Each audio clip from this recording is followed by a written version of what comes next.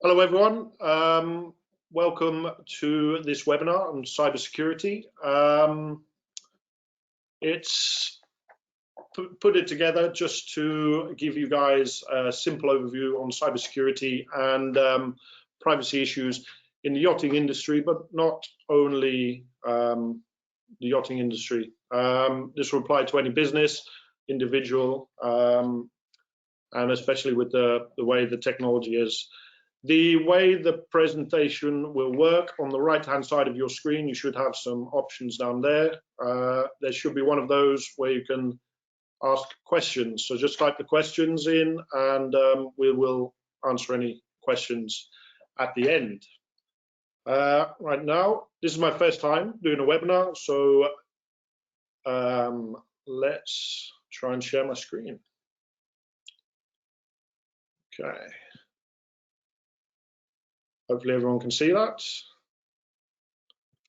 So this webinar has been sponsored by NetAzul here in Mallorca. They provide 4G and Wi-Fi services. I would like to introduce you to myself. I'm CEO at Pelion Consulting, cybersecurity consultants and risk analysis professionals in the yachting and marine sector. We work with the International Maritime Organization and have a close relationship with the yachting sector in providing cybersecurity. We have Professor Andrew Blythe, who's the Director of Research and Technology at Mary Mezzo. Andrew, would you like to introduce yourself? Yeah, so my name's Andrew Blythe. I'm Director of Research at Mary Mezzo. Mary Mezzo is a startup specializing in high-tech training, awareness, and security testing, effectively. I've got more than 20, 30 years experience in the area of computer forensics and hacking and breaking into systems and figuring out how systems get broken and stuff like that. Fantastic. Well, hopefully we're going to give just a basic, simple overview of cybersecurity topics, what to look out for, and how you can better protect yourself. It's not going to get too technical. We'll finish as technical as we dare go. But yeah, this is really just a simple overview to raise awareness in the industry as we find ourselves in these very strange times with lockdown and crisis. And what a better time to develop individually and learn a little bit more and also give something back. So cybersecurity on yachts. So what is a cyber attack and how can it be identified? These are some of the questions we'll try and answer today. And what are the motivations for attack on a yacht or business? What are your thoughts on that, Andrew? Yachts are just floating computer systems. Computer systems have now reached every walk of life, every aspect of what we do, whether we talk about power distribution, whether we talk about sewerage, whether we talk about gas, whether we talk about your car. Modern cars are just computers with wheels. Yachts are no different. They are just floating computers. Okay, so it'd be like a business, effectively. Yeah, yeah. I mean, computers have become so part of enabling everything that we do. You know, everybody has a computer in their pocket. We call it a mobile phone, but it is, to all intents and purposes, a computer. And what are the motivations? Would you say there's a little statistic on the screen about what those motivations for an attack on a yacht or business might be? 71% of them being financial, or 25%? Yeah, I mean, organized crime. They're not that organized, and they're about making money. And that's really all they care about, is making money. I mean, you know, if you go back to the 1920s and 1930s, we had racketeering. I'd throw a brick through your shop window and say, you have to pay me or someone's going to come tomorrow and throw a brick through your window. We have the same thing in computer systems. We call them denial of service attacks.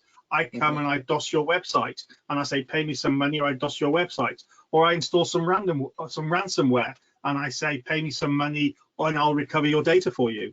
Sure. Or they become enablers to attacks and they use the stepping stones to allow people to do other things. So they're just tools that allow criminals to make money. Okay, great. It's great you mentioned ransomware there. It's something we're going to touch on in a little while. But one of the first things that is still a big problem in the cybersecurity world is passwords. Still, passwords such as password 1234. There's massive dictionaries full of very simple passwords which cyber attackers can use to effectively attack a website or somebody's accounts. It's And not to mention too many passwords. Yeah, Would you say? and not to mention that there are collections of passwords out there from people that have broken into online websites that have downloaded usernames and passwords and things like that. People are very bad at remembering random. They're very good at remembering structures. So when you talk to people and you say, how many online sites do you use? They might say, a lot. And you say, how many passwords do you use? And they say, a little. You know, we're very good at remembering structure. We're very bad at remembering unstructured. And so people tend to use passwords again and again. Isn't it great the reminders you have for passwords, which are named something after your dog, your what's your town of birth, this kind of stuff. It's very easy to social engineer a password out of someone effectively.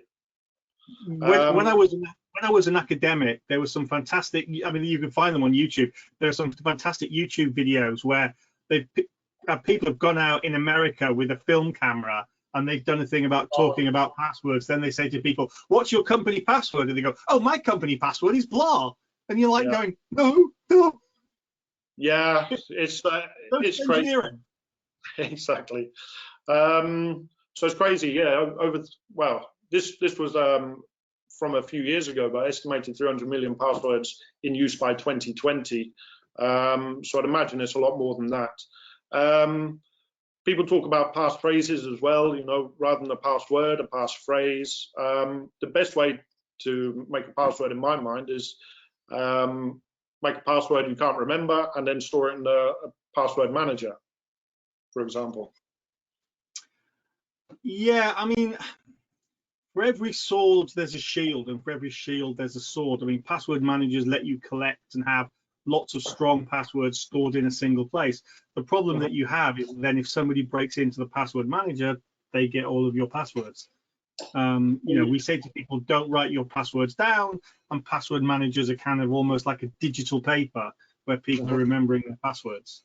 There is no perfect, but that's why we get into things like two-factor authentication and things like that, where we talk about having, like, you know, RSA dongles and things like that. So it's not just your password, it's something else that you have to have which helps authenticate. So even if you know my password, if you haven't got my RSA dongle, my two-factor authentication, it's not going to do you any good.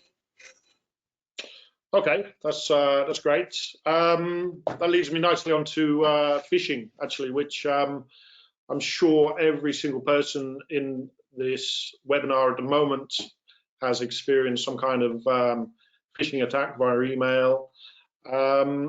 It's the main way malware is delivered to your computer system. And yeah, just a couple of facts there. 94% of malware delivered by email, and 48% of malicious email attachments are Office files, Excel spreadsheets, Word documents, PDFs. And these emails are designed to prey on a situation that's happening at the moment, for example, COVID-19, something we'll touch on later. They prey on a particular crisis and to try and encourage you to click on the link or open the attachment.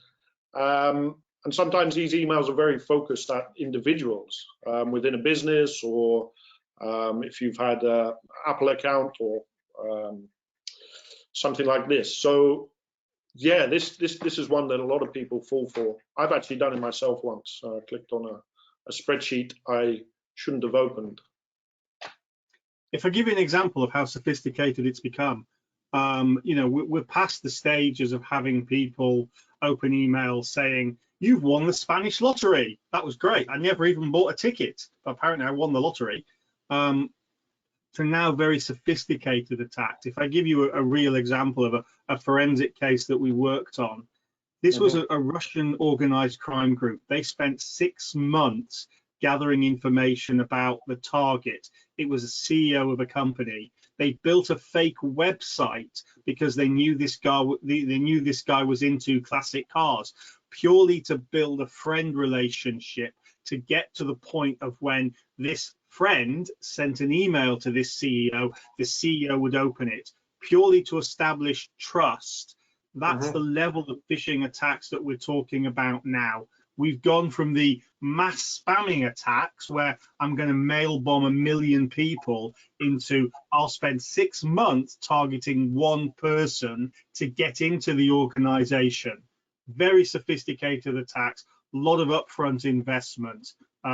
You know, they're really spending their time and doing their homework.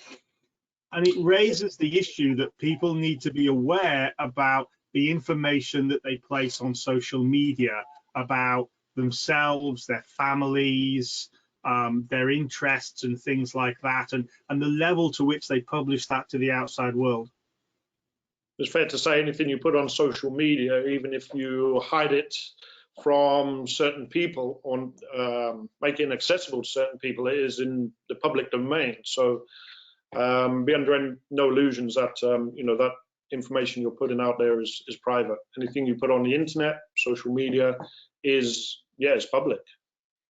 To all intents and purposes, it is, right? I mean, I always say, you know, when I'm teaching, I always say to my students, you know, when you're putting things on social media effectively, you should think about it's like writing it on a postcard and putting it on your front door for the world to read. If you're unhappy about, you know, posting pictures or something like that, or saying something, Twitter is a great example.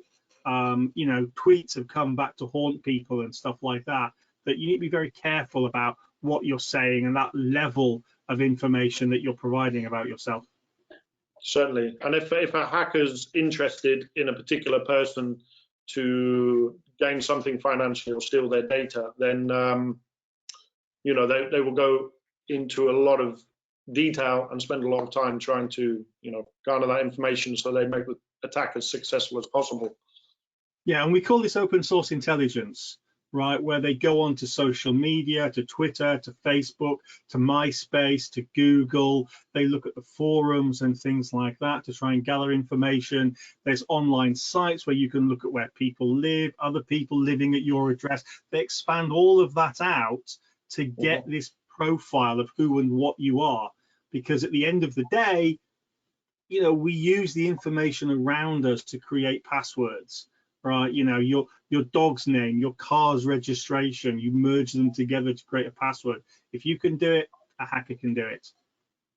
Absolutely. So think before you click on that email, guys, or on that attachment anyway. If you're not expecting the email, it's okay to question it, and you know, if needs be, delete it straight away. Well, you know, I've got. You know, Richard emailed me. Hey, Richard, did you send me the PowerPoint? Yeah, no, that's great. That's fine. That's all I need to know. You know, there's nothing wrong with that kind of going back and checking and things like that. It's like we say at the moment, you know, wash your hands a lot, right? You know, we should be doing the same thing with, you know, if somebody sends you an unexpected Excel document, right? Did you send it to me? Oh, brilliant, great, no problems. Or thanks, I'm deleting it. Classic example, I guess, would be sending an email with a PDF in there that shows you how to wash your hands as an instruction guide. Okay, so obviously, if you click on that link and or that PDF, you're going to release some malware potentially, or ransomware, or one of the other types of destructive types of virus on your computer. I think you know, a lot of people, do they know the difference? Is it easy to tell the difference, would you say? I don't, you know, if I give you an example, right? So ransomware, we're talking about encrypting data. A good example of ransomware here in the NHS last year, we had the Pelion attack, which was attributed to North Korea. And what they were doing was they were coming in, they were encrypting data on the hard drives, and then they were basically saying, we want £7 million in Bitcoins, or we're not going to decrypt your data. It's simple extortion that we're talking about. You know, it hasn't changed, right? Extortion is still extortion. The technology's changed. I'm encrypting your data, your family's photos, your business data, your spreadsheets, your software. You can't gain access to it unless you give me the data back. Malware is different, because malware, they're wanting to use your computer to do things. So a good example of a malware attack that we've seen is people installing malware and using that to mine Bitcoins.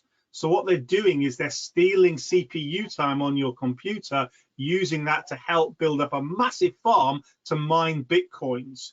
Bitcoins are currently worth about, what, £1,000 a Bitcoin? I'm not paying for electricity. I've got my malware network data mining Bitcoins for me. It's making money.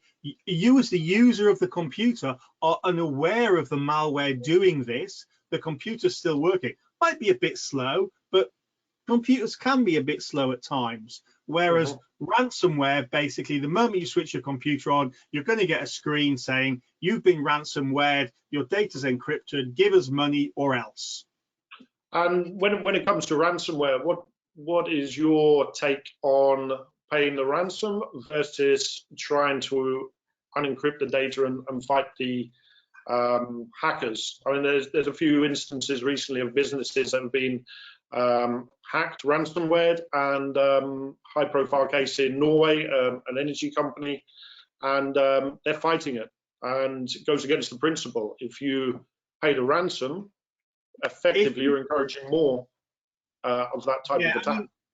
So if you pay the ransom, you have no guarantee that they will decrypt your data for you, that they will give you the decryption key. They may come back and ask for more data, or they may decrypt your data and then say, hey, this company's paying ransom. So it's a difficult decision. You know, do you pay the ransom to get your data back? I know companies that have, and I understand the commercial arguments that drive them down that road. Personally, I always advise against it. It's like, you know, don't negotiate with terrorists, right? If you pay the ransom, you invite other people to do it. Exactly. The key thing, the way you counter the ransomware attacks is via backups. And here, what you really find is that those companies that tend to have paid, when you talk to them, they haven't been backing up their data. They thought, oh, we're not going to be hit. It's always somebody else. We don't need to do it. Backing up your data really is important, because it lets you turn around to the guys that have hit you with a ransomware attack and basically say, we're not going to pay. We're going to recover from this. We've backed up our data. Go away. Right? It's the old adage of, you know, shoplifters will be prosecuted. How do you stop people doing it? You prosecute them for it. But it's a difficult decision, right? I acknowledge that, and I understand the business drivers that company have that want to get them back online, that they feel they have to pay the ransom. I'd like to know, we've probably all heard that, back up your data, back up your data. However, how many of us actually do it? And do we have the capacities to actually do that? So, yeah, I guess, yeah, I mean, same rules apply. Back up your data to get out of a ransomware attack. And you don't have to say, yeah, I mean, the other thing just to jump in and say is that, and as someone who does forensics for a living, it's not just backing up your data, it's testing that you've backed up your data. You know, I've worked for a number of companies that basically said, yeah, we thought we were backing up our data, but actually we weren't. We've never tested data recovery. We've never tested our business continuity plans. So testing it, flexing those muscles, making sure that they work is really critical. The other thing that's enabled ransomware to take off in a way that we never saw before is e-currency. So Bitcoins. Bitcoins being an anonymous currency that I can pay you in Bitcoins. You can then cash those Bitcoins out and get money for it. And that transaction is invisible to the government. It's invisible to the authorities. You have anonymous currency. Because you have that, as an investigator, I cannot track the money. If they were to say, here's a bank account, pay it into this bank account, I've got something I can track. As an investigator, the police, they can follow that bank account. Anonymous currencies have really enabled ransomware to take off. Wow. Okay, that's really interesting. That brings me on to one of my favorite subjects, and one of those subjects for the cybersecurity world: Wi-Fi, inherently insecure, and there's some pretty poor installations out there. In theory, it's easy to hack. What are your thoughts on Wi-Fi, especially in terms of a yacht which has multiple Wi-Fi networks? The vessel name is often identified in the Wi-Fi network name. Although that's not inherently a massive risk, it does bring unwanted attention to a particular boat, especially if you have my yacht name, owner network, crew network, whatever that might be. What are your thoughts on the Wi-Fi side?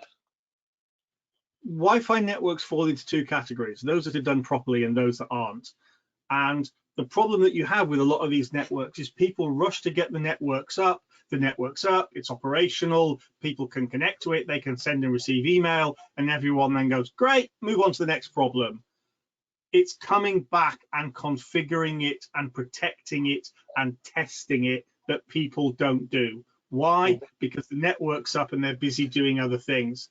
If the Wi-Fi network is configured properly, if it's managed properly, if it's kept up to date and patched, then you've got a reasonable level of security. If it's not, it's not. So a good example is when Windows 10 came out, Windows 10 was nice and secure. Why? Because it was new, there weren't any vulnerabilities for it. What happens over time is hackers, researchers look for vulnerabilities in these systems, discover vulnerabilities, disclose them back. There's a financial system called bug bounties where they can get paid for that. So there's a kind of industry in discovering bugs. And if you're not patching these systems, what may be secure now may not be secure tomorrow. So patch management of these systems and keeping them up to date really is important. Okay. Okay, good. Is it, I mean, I guess these days it's not such a worry, somebody coming and sitting next to the boat with a laptop and trying to hack the Wi-Fi. How easy would you say that is these days, in general terms? That comes down to the installation. If it's not installed properly, it's very easy. If it's been installed properly, if it's been patched, if it's been properly secured, it can be very, very difficult.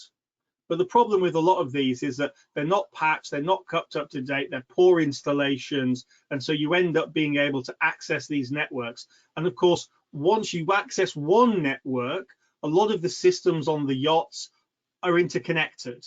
So I can go from one network to another network to another network, and suddenly I'm accessing the navigation system. Suddenly I'm accessing the engine management system, and suddenly all of those computer systems that are critical to the yacht, to life support on board on the yacht, are vulnerable. Okay, well, that brings us nicely onto the next subject, which is Internet of Things, which I'm sure we've all heard of by now. Another word for this should be Internet of Everything, and 5G, when that comes along, will be a great enabler of the Internet of Things, where individual devices are actually talking to each other without the need of a cell tower or a Wi-Fi router. And then you've got the types of devices that were reverse engineered, maybe, to connect to the internet, devices that were never supposed to be connected to the internet. And I know this is a subject area where you're quite specialized in. Is that right? On the Internet of Things and the physical devices? So I've spent a lot of time working on forensics on what we call SCADA systems, industrial process control systems. SCADA as a technology comes out of the 1960s and 1970s. It was designed for process control, so manufacturing, factories and things like that. It's since moved into pretty much every form of automation.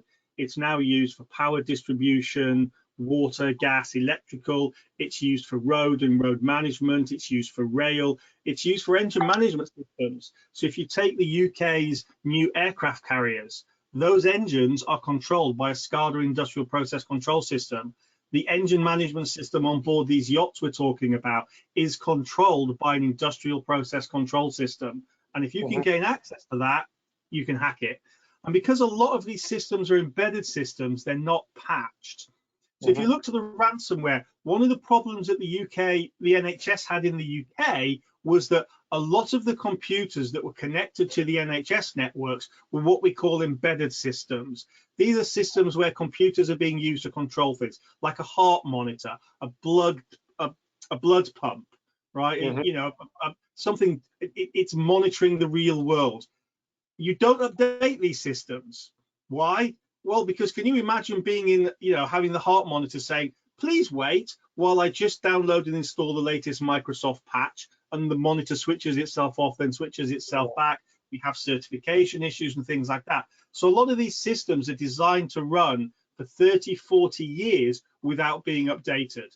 As I've said, they may be secure when they first rolled out, but 10 years, 20 years down the road, they're not secure. Vulnerabilities have come out for these systems. Consequently, we can hack navigation systems, we can hack engine management systems, we can spoof GPS signals and things like that, because the yachts are not up to date, the systems are not patched.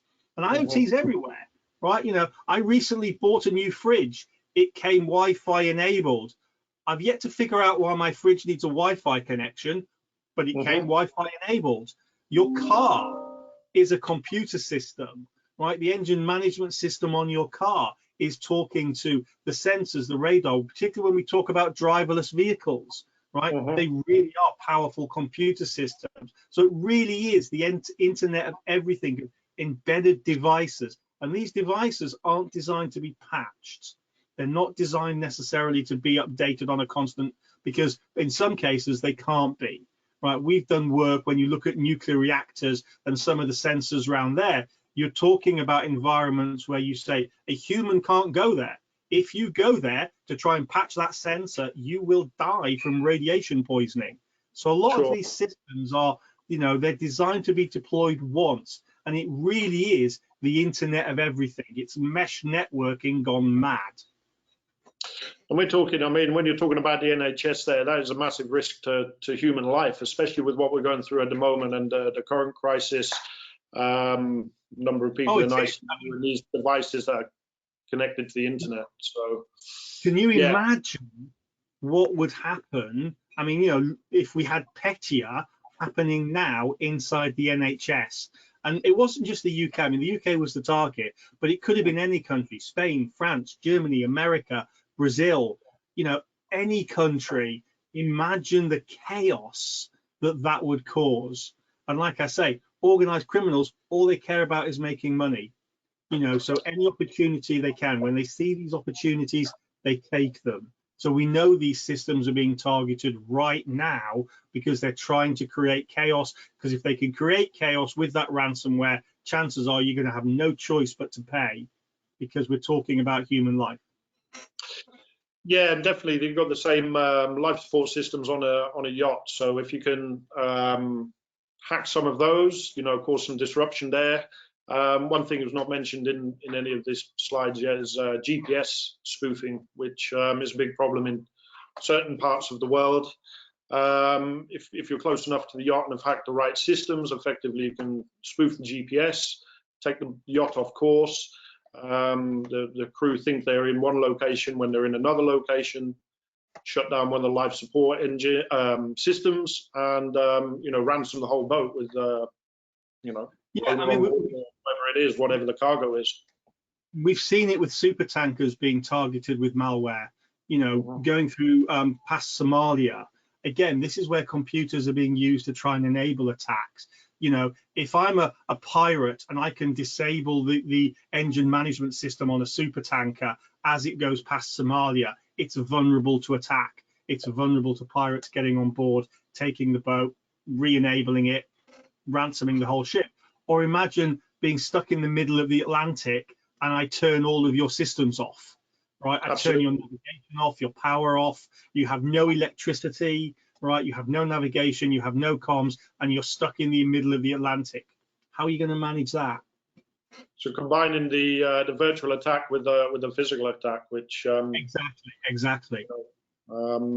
I'm sure And certain events have happened, but it's not something we hear about in public. the other attack vectors that we have that we see being used are they're getting into the supply chain. So again, a real life example, I had a USB stick sent to me to forensically analyze.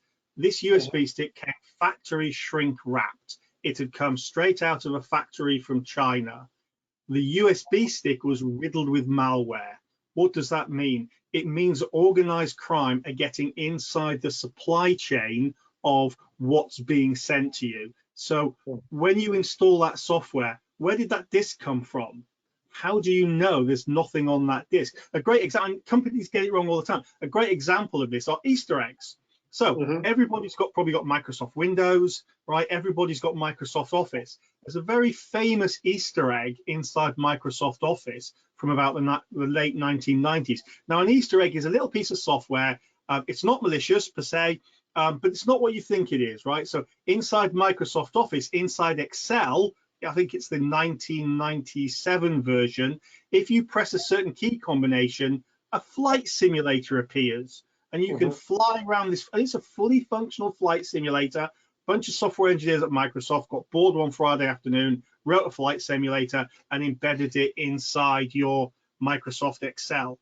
So we have these bits of software. They're not necessarily malicious, but we call them Easter eggs. And it's really about your supply chain security. Where are you getting the hardware from? Where are you getting the software from? How do you know that hardware and that software hasn't been tampered with? As we saw with the USB stick, they're getting inside the supply chain. And the idea is you go and you take this USB stick off the shelf at an airport, you think it's clean, it's not. So supply chain security really is an issue. And that just highlights the fact that 34% of the data breaches are internal or come from internal actors, whether that's innocent or something malicious. Somebody can mistakenly add something to the network that they shouldn't be, or install the software. And this ties in, the conversation we've been having regarding your passwords, phishing emails. It's so easy to unwittingly add something to your network which does damage, siphons data, and effectively holds people to ransom.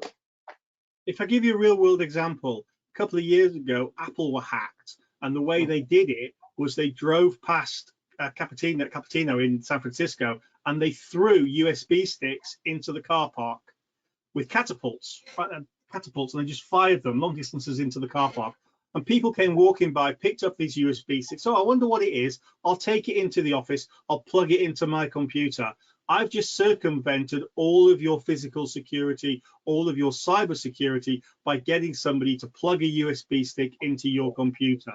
So, it really is, to some extent, that easy, right? That, it's just a matter of getting you to plug something in, being unaware of what's there, or getting it from a trusted supplier. If you look at some of the hacks that we've seen with UK, US defense contractors, we've seen the Chinese authorities targeting the supply chain of those contractors and using the suppliers as a way to get into their networks. So this idea of trust and where are you getting your software from, where are you getting your hardware from, and users are picking that up and using it really is important. Definitely. And just to touch on how a vessel can remain anonymous, or the people can help a vessel remain anonymous to protect the privacy of not only the crew on board, but also the owner and guests. It's very difficult these days. There's so many points of information coming from a vessel, whether it's from the vessel itself or individual mobile phones or social media. It's very difficult, is it not? Again, if I give you an example, one of the things that we were able to do, has been done, is using Fitbits to identify people working at military bases. People at military bases tend to be a bit fitness fanatics. They tend to go for a run at lunchtimes. Their Fitbits record the data. You can then take that Fitbit data, look at it, look at where they are, look at where they're running. And we saw them running around the inside of military bases. I now know that person works at the military base. So just simple things like Fitbits, smartwatches and things like that. All of this data can be accessed and it can be used to profile, identify where somebody is, where somebody works, and then that gives me an attack vector to go after that person.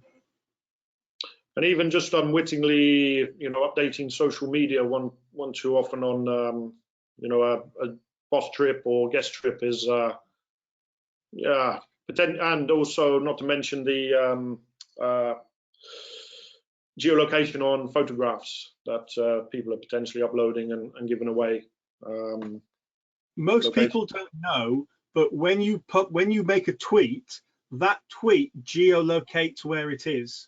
So you can actually geolocate people by the tweets that they've made. If you made a tweet 2 minutes ago, I could go onto Twitter, I can look at that tweet, I can geolocate that tweet, and I know where you were 2 minutes ago. And I can collect all of your tweets because all tweets are effectively public. I can go to Twitter and I can buy all of these tweets, and that will give me an idea about where you go. Where do you go to work? Which restaurant do you go to? What's your favorite coffee shop? If you're tweeting in a car, what route does your car take? Where do you work?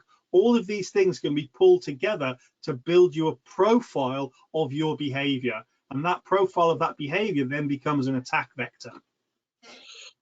Okay. Just want to touch on a couple of scams that might be going around as part of the current crisis, whether that's due to coronavirus, the economic crash, vulnerabilities we're seeing in software. Obviously, it goes back to phishing, work from home scams as well, that we see the text messages in the UK and probably other countries as well, where HMRC has offered you a payment, click the link. Are we going to see more of these types of scam as we go? Yeah, we are. Right. I mean, organized crime never miss an opportunity to make money. Every year in the UK, the new tax year is just starting. You see the same scams again and again and again. Click here, you've got a tax rebate, it's either email or, trying to come through to get you to click on something. It can be a software update. Basically, this is a software update, click here. It can be social engineering. I've had companies phoning me pretending to be from Microsoft, and you have great fun with them because I use Apple. I have an Apple Mac, and they say just install this on your Windows operating system. You go, really? How do you do that? I don't use Windows. So all of those things. It's all about trying to create trust and getting you to click on it, and they're becoming more sophisticated. And just quickly, before we get to a few questions, guys, if you do have any questions, just on your right-hand side, to remind you, click the question mark, and we'll answer some questions. But yeah, just quickly on Zoom, because obviously 500 million extra users in less than a month on the platform, and yeah, so the privacy issues have been highlighted with that just recently, with talks of leaks to Facebook if you've got the iOS app, leaks of photos, Zoom bombing, where people can jump into a conversation, hijack that. And what are your thoughts on that? It's quite a lot to take in, especially with the expansion that's happened for Zoom recently. It's massive in such a short time. It has, because Zoom has been picked up and used as an educational tool. So here in the UK, the kids are off, right? We've been told to stay at home. Parents are educating from home. Schools are using Zoom for class, because it'll let you have large people together, effectively have large groups of seminars. You have a teacher and students and things like that. So yeah, Zoom's really taken off as kind of the chosen platform. And of course, that will naturally attract attention from criminals. Because they see the opportunity for extortion and things like that, but also we see it for paedophile groups trying to target kids and things like that to gain access. Mm-hmm. So should we be worried then? That's yeah. Should we be worried or? Yes and no, right? I mean, crime's always been with us. Extortion has always been with us, whether it was people throwing a brick through a window and saying, pay me money, or else I'll throw another brick through your window, whether it was the bully at school stealing your dinner money and saying, I'm going to come back tomorrow and steal your dinner money. Crime hasn't changed. It's just the technology that's changed that allows the criminals to communicate. And it's that technology that has allowed them to, given them opportunities. Having said that, as soon as these vulnerabilities are identified, they're fixed. The issue is patch management, right? Sure. Zoom have published an update for the patches. Microsoft do as soon as the vulnerabilities come out. There's an active community out there called in the bug bounty world where people get paid for identifying vulnerabilities and going back to suppliers and getting them fixed. So I wouldn't want to paint a picture that basically says, let's all go back to the Stone Age. Technology is a bad thing, right? We should go to writing letters and scrolls and things like that, because crime is with us, right? It's simply a matter of managing it, being aware of it, and taking sensible precautions. Washing your hands, for example, all the time. Definitely. And it'd be fair to say to Zoom that with the increased publicity comes the increased awareness with hackers who are probably trying to increase their own notoriety and make a name for themselves off the back of the popularity of Zoom. Yeah, and organized crime, right? They suddenly see an opportunity to, hey, there's people there, there's using it. Is it vulnerable? Can we make money out of it? Can we use it to inject ransomware? Can we take it down? They're seeing it as an opportunity. As Zoom becomes more popular, it becomes on more criminals' radar. Having said that, as soon as the vulnerabilities are identified, they're actively patched, fixed, and the fix is pushed out there. But the onus is on us to do the patch management, to do those good practices of, washing our hands, keeping our computers up to date, having a firewall, having antivirus. If you do those three things, you can mitigate an awful lot of security threats. Definitely. Okay, well, that's very interesting. I hope everyone's found it as interesting as I have. We've got a few questions to answer from a few of the attendees. Got one question here from Marco Miletti. What about emails that show a preview, but you haven't actually opened them as such?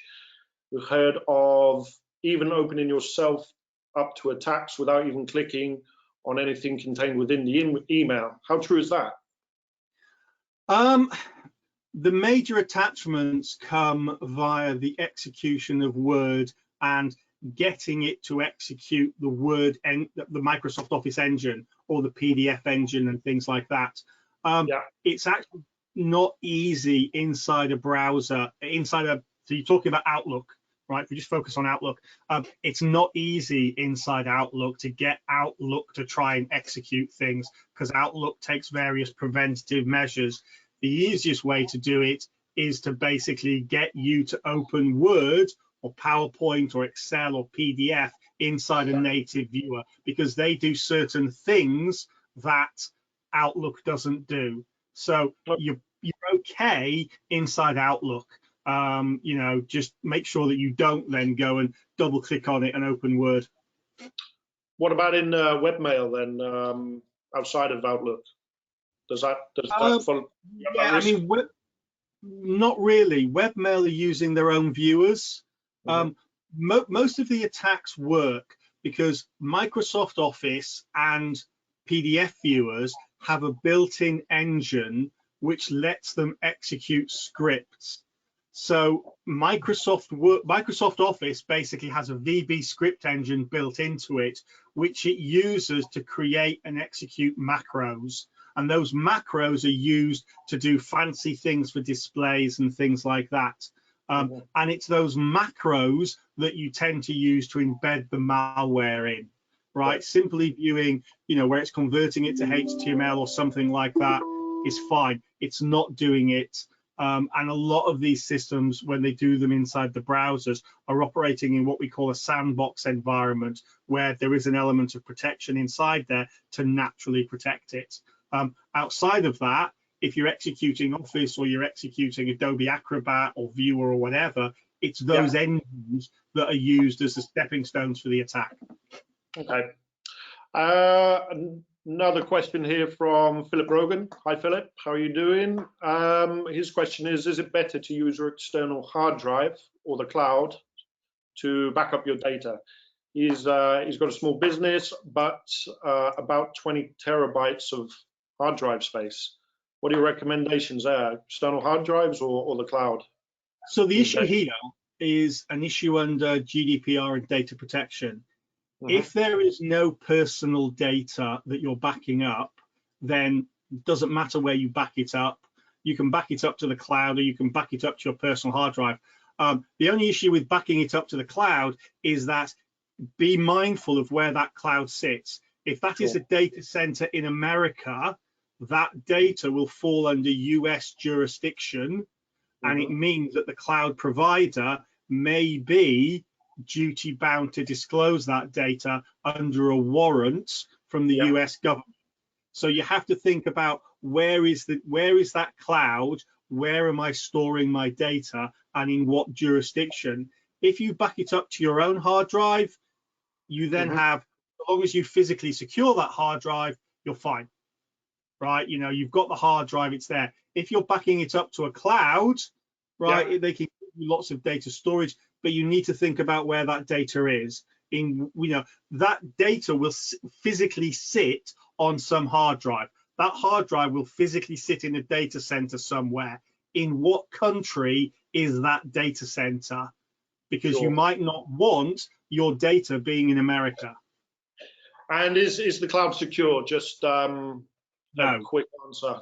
That's a quick no. Okay. Again, there are preventative measures you can take, but generally as a rule, right, cloud storage and things like that, you're only as secure as your username and password, right? And a lot of these cloud providers aren't using multiple authentication. They're simply using a username and a password to allow you to authenticate, to connect to a cloud service. And the cloud services are designed to be connected to from anywhere. So the whole philosophy behind cloud is wherever you go, so long as you have a network connection, you have access to that data. And those network connections aren't looking and saying, well, you know, you're in Brazil today. Oh, we're not going to have connections to Brazil. They say, no, you can access the data anywhere in the world. All I need is your username and password, and I can access the data. If you have it on your own drive, you have a much greater control of it. A quick going back to the mail subject. It's a great question, actually. Is it safe to check the from of an email to see if the mail is from the person who you think it is, or is this not enough? You also have the email header properties, which can be checked as well, without getting too technical. So as a rule of thumb, yes, that's a good thing to do. Bear in mind that those things can be spoofed and they can be made to lie, but so you're down to a level of sophistication with the attacker. If the attacker isn't that sophisticated, right, they're not going to have gone to all the trouble of rewriting their mail headers and setting up fake domains to make sure that the mail comes from the right domain, etc., etc. So if it's what we call like a script kiddie attack, right, which is often just what we call a shotgun attack of they're trying everyone, then yeah, you'll see the headers and you're able to say, well, hang on a minute, no, it's come from blah, blah, blah at hacker.com, right? Yeah, I know that's malicious. If the hackers have done their time and their homework and they've invested a bit of money, then those things can be made to lie. Gotcha. Yeah, it can be easily spoofed, I guess, but there'd be other clues to look for. Hopefully one day we can do a webinar on that in the near future, and show people examples and get into detail with that. Question about backups: if a backup is user friendly or easy to use for the user, is it easier for the hacker or is this not the case necessarily? As a hacker, if you back up your data, they're not really bothered about what tool you're using to back up your data. They're more looking at where the data is. So if the data's on the cloud, and say you're using Dropbox, right, or you're using Google Drive, or the common two, all I need to access your Dropbox account is your username and password. If I've got your username and password, I can access your Dropbox account. That's all I need. So the tools you're using to back up the data don't really matter. One of the ways that you can try and protect yourself is that good backup tools will allow you to encrypt the data using strong encryption. So one of the things that we see forensically is we say that the crypto genie's out of the bottle, right? There are good, strong encryption algorithms out there that aren't going to be broken anytime soon. AES 256-bit encryption, for example. If you're using a good encryption algorithm to back up your data, it doesn't matter so much where that data is stored, because the protection is the encryption. Again, you have to have a good key, but the protection is the encryption. So even if a hacker does get your Dropbox account and does download the backup of your data, it is encrypted. They're not going to be able to access it. So we always say, if you can, when backing up your data or when using online cloud services, encrypt. A question about free apps. Do many free apps you find, I guess, in Google Play, the App Store, do many of these have spyware or malware? Should they even be in Google Play or the App Store if they're malware? So if you go back to the App Store, if you're an Apple user like me, or if you go back to Google Play or Samsung Play or Microsoft Store, you go back to the early days of these, there were apps that were written that contained malware, and it was one of the infection vectors that people use.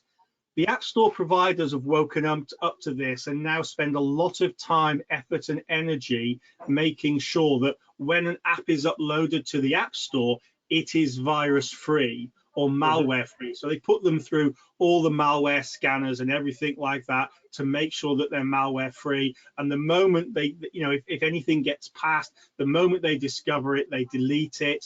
Some of the store providers make people divulge their software and do software checks on it as well to make sure there's nothing malicious there. So I would say it's less of an issue now than it was, say, 10 years ago. So basically, by using one of the approved app providers, the app stores, then you're kind of safe. If you're taking that app from a website or something that's not official, shall we say, then you run yourself a risk. I mean, it's not perfect, right? Hackers do spend, and organized crime spend a lot of time, effort, and energy to try and get around the security measures with Google Store, with App Store, with the Microsoft Store. But these companies have a lot of money and good software security teams behind them that are providing a level of protection. It's not perfect, but you're 99.9% there. Okay. I've got a couple of questions here from, about VPN. Could a permanent VPN help security on a vessel or for a particular system? And how easy is it these days for VPNs to be hacked? So all a VPN is it's a tunnel from one computer to another, right? So if this is a router, and I've got a computer here and I've got a tunnel, all my data is going by that tunnel. VPNs tend to get used for when you want to hide your presence on the internet. So when you don't want people to know necessarily where you are by geolocating your IP, there are things like Nordic VPN, Feral Hosting, Mullvad, right? There are lots of VPN providers out there that you can go to that will provide you with a VPN service. All that's doing is it's just tunneling your traffic so that it's going from where you are to somewhere else. So if you take me, for example, I use a VPN located in Germany. So all of my traffic, if you were to look at it, looks like it's coming out of Germany. You can do the same for any country, right? Sweden, you have Nordic VPN. That looks like it's coming out of Sweden. VPNs are really about hiding your presence. The other way that VPNs get used in the commercial world is they get used for home working. So they're used a lot at the moment to allow people who are working at home to VPN into the office. So here, your office is functioning as a VPN provider. I'm connecting into that VPN in the office, and then all of the computer systems in the office are available to me. And I guess the key to making sure your VPN doesn't get hacked is making sure your operating system's up to date and the VPN software is up to date. Because of course that's something that the issue the issue you have with VPNs is more with the companies that are using them. So we've seen second-hand routers and firewalls that have been sold where the VPN credentials haven't been deleted.